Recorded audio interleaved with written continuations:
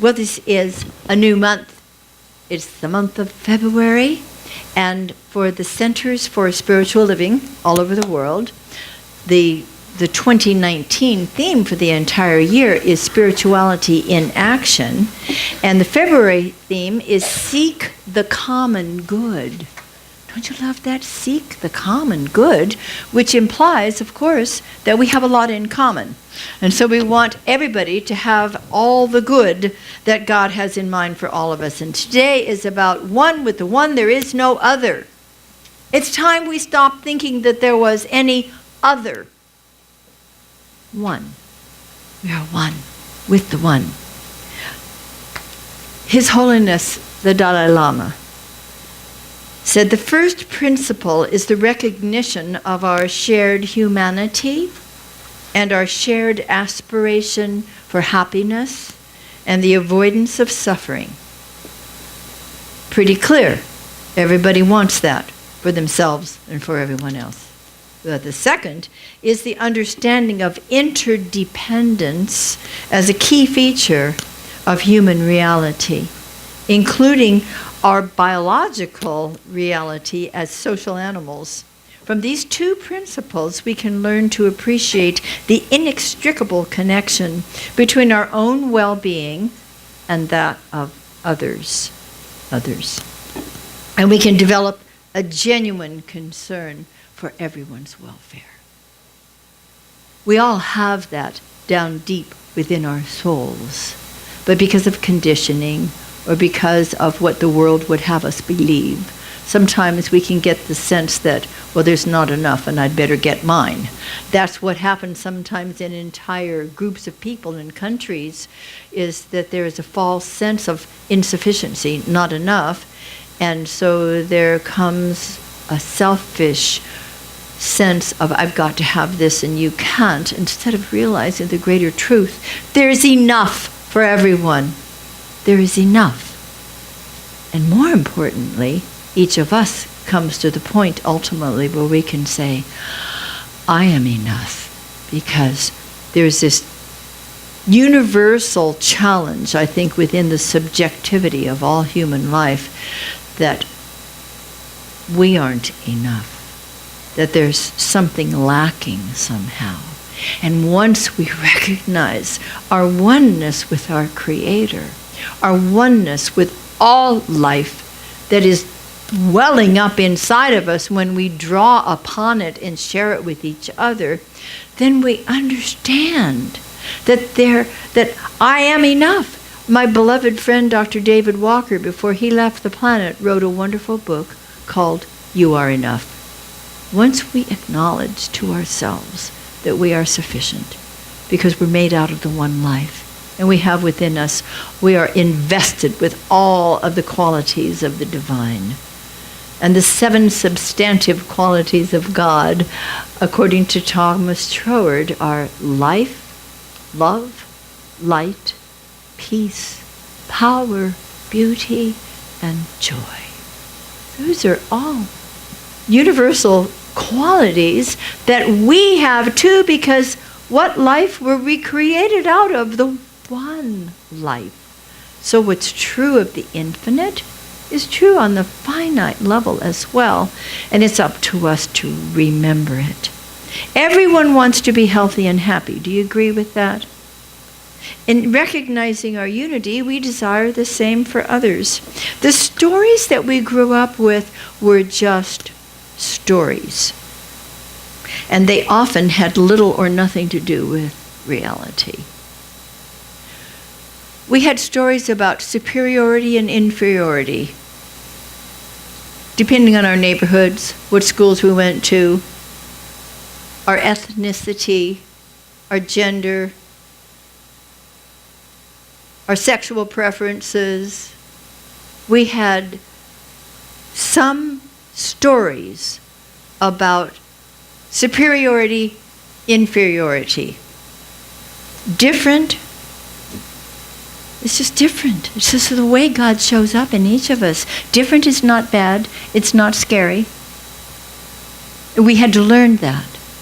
I got lessons early on. Thank God I was raised in this wonderful teaching. But I also heard other things from people who were well-meaning but misinformed. Did you have any well-meaning but misinformed people in your life? You too, huh? All the hands are going up. Different is not wrong or bad or scary. In my very first center in Alamo, California, there was a beautiful practitioner in her 90s, dear Anna. She was the most precious person. And Anna loved everybody and included everybody in her heart. I remember being at a function one time with some of our community and others gathered, and we were having a meal, and Anna was sitting across the table from me, and there were some teens who came and sat down. They were tatted and pierced. And I saw some of the faces in this room where they're going, eye rolling. Don't you love eye rolling? Some people are really good at it. But dear Anna, she said, aren't they interesting? Aren't they interesting? And struck up a conversation with them, and they fell into her heart. Different. It's delightful when we're aware that there's nothing wrong with it at all. We somehow grew up with some stories about limitations, whether it's in India and we're talking about a caste system. And some of that, believe it or not, is still going on. Not as much, thank God, we're moving in the right direction. But that can happen here with social strata, gender, age, poverty, physicality. One of our most beautiful ministers, Reverend Dr. David Alt, he has left his center recently down in Atlanta because he's been so involved in Cambodia and in India. It's the Kaleidoscope Child Foundation. He's been building schools for girls. Reverend Keith Cox down in Los Angeles. He's been building schools for years in Malawi for boys and girls. The best way I know for us to establish greater freedom in our oneness with all people in this world is to educate people and give them an opportunity to learn. What about physical handicaps? There are a lot of people that doesn't stop at all from living a full and beautiful life. You've heard the singer Andrea Bocelli? He was visually impaired at birth, but could see somewhat, and then when he was a child, lost his vision completely. It does not stop him from having a beautiful wife and children, or from riding horses on the beach, or for singing until it just kills me.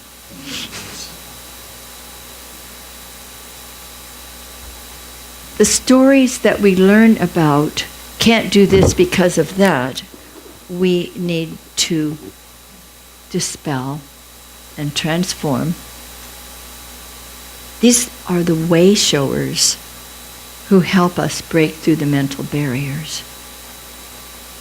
And whatever our families of origin may have believed, or our culture may have imparted to us, consciousness can be transformed. I remember as a child going to the Arlen Theater down the street. 7 cents is what it cost to get in at that time. I'm mature. Sometimes. And a nickel could get you candy. But there was the whole thing. You got cartoons, you got usually 2 movies, and a newsreel, Pathé News. And at that time, World War II was going on. And we saw the news that was slightly biased. And I grew up being told that people from Japan and Germany were really evil. It never was true. It's never true that any group of people are evil, bad, or wrong. There are leaders sometimes who misuse this beautiful law of mind that's been given to us and create all kinds of problems. People are basically good and we're all one with them. So I got to unlearn that. My father had some kind of funny ideas too. And not only did I not believe any of that, but he ultimately got over it. People do. People change. People finally get how the unity of all life is what it's about. And that includes celebrating, just celebrating the differences. Because underlying every difference is a shared humanity, a shared spirituality. Children know this intuitively. Our kids love each other. They accept each other. The new kids who came today, they're already being accepted and loved and included by the kids here. I heard this recently and I love it. I don't know if it was kindergarten or first grade, but there were two little girls who were best friends. And one day, they were about the same height, same build, and one day they decided that they were going to pull a trick on the teacher. And they decided they were going to dress alike to see if the teacher could tell them apart the next day. One was black and one was white. Do you love it? I wonder if she can tell us apart. Children know. Children come from love. They come from inclusion. And they are such good teachers for us. We do desire the same good for everyone that we seek for ourselves. On the deepest level, we truly do. We want to get back in touch with that. We seek the common good. So let's be less uncommon for people to lift their brothers and sisters up. By example, by applying spiritual principles to real life situations. When we walk into a room, we have an opportunity in that moment to look at people and see God looking back at us. We have plenty of choices. We can walk into a room and start making judgments and forming opinions. Anybody here ever form opinions? 1, 2, okay. We have that choice. And so it's wonderful to think about that before we walk into the room and decide, I'm going in and I'm greeting God, greeting me. And look in the eyes of that beloved and see the beautiful being there. As we practice spiritual principles in everyday situations, we become the role models for others. We don't have to convince anyone else, A man convinced against his will is of the same opinion still. All we need to do is be the authentic self. Open our hearts and our minds to each other and realize there is no other. There's only one. And that oneness is the sea in which we live and move and have our being and delight in the different ways that this divine life shows up as each one of us. Let's ask, what is ours to do? And then follow our hearts and do it. Every morning in meditation, I ask, what is mine to do? And I let Spirit do it through me. And it feels wonderful and freeing. I don't have to do anything. I can't do anything by myself. I forgot to tell you that. The most helpless man in the world taught us that, didn't he? He went around the world doing amazing things. But he kept saying, I don't do anything. I don't do anything. I can't do anything. Actually, his words were something like, I of myself do nothing. It is the Father within who doeth the work. And if Jesus was the most helpless man in the world and created so much beauty and brought so much love and wisdom to the world, maybe we ought to become a little more helpless and just let, as Meister Eckhart said, just let God be God in us. Just let God be God in us. And look to see that that divine presence is just shining back through the eyes of each person that we meet. So we want to begin in consciousness and embrace everyone as the one and open our hearts more widely to differences. Celebrate those differences. Know there are no strangers. Feel a deep connection with all life. There are no strangers in my life. I love that. I'm going to be making new friends on the plane this afternoon. I always do. And isn't it fun? We want to feel that deep connection with all life as we go into our meditations, as we do our contemplation, as we look out at nature, this beautiful world. We can't help but feel our oneness with all. We have new birds coming to our patio now. We feed everybody, but we keep getting different kinds of seed. And our dear friend, John Loring, John the Baptist, he's the Baptist pastor. He's so sweet. He goes to Audubon every Saturday and takes care of the owls. And he knows that Reverend Mike and I are delighting in these birds that we have breakfast with every morning. We don't eat the same thing, but we can see them. And so I said, you need to come and have breakfast with us some mornings so you can help us identify these birds. And he said, I'm at the office at that time. But he mailed us a beautiful copy of the birds here in the area and highlighted with a yellow marker the ones we're likely to see. And for the first time now, I've seen a red cardinal. And all of these wonderful birds, we have so much fun sitting and identifying them at breakfast time. They don't know they're being ID'd out there. But how beautiful it is. There's sometimes when I go into meditation before breakfast and I look out for a little while and I'm doing contemplation as I'm experiencing the joy of my unity with these beloved, beautiful creatures.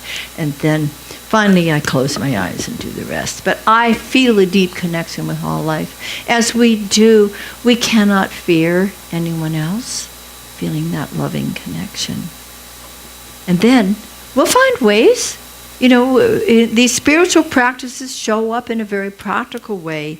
We will find ways to contribute with words, with our funds, with a helping hand whenever that is needed. We had one of our beloveds come in today with donuts, saying there was a man in line and he paid for them, for me, for us. Paying it forward is a wonderful thing to do. We always have an opportunity, so let's do it. Will you say with me, I see with the eye of my heart. I see with the eye of my heart. My gaze is steady. My gaze is steady. I am one with the one. I am one with the one. And so, my beloveds, beginneth our lesson.